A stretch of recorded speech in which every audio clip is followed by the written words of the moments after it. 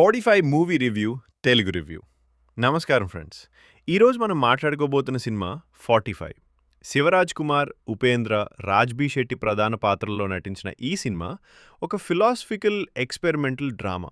కథ ఏంటంటే, మనిషి చనిపోయిన తర్వాత జరిగే 45 రోజుల ప్రయాణం, జీవితం, భయం, కర్మ, ఆత్మ ఇవన్నీ ఈ సినిమాలో మెయిన్ థీమ్.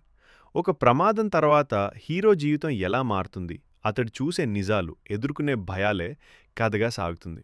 నటన గురించి మాట్లాడితే శివరాజ్ కుమార్ తన అనుభవంతో పాత్రకి గంభీరత తీసుకొచ్చారు. ఉపేంద్ర తన స్టైల్లో డిఫరెంట్ షేడ్లో కనిపిస్తారు.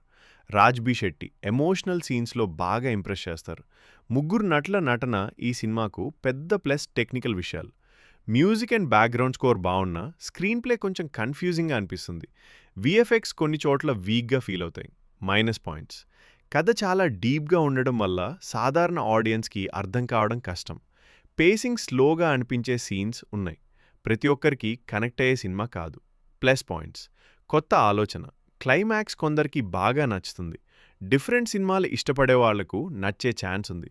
ఫైనల్ వర్డిక్ట్, 45 ఒక కమర్షియల్ సినిమా కాదు, ఇది ఒక ఆలోచింపజేసే సినిమా.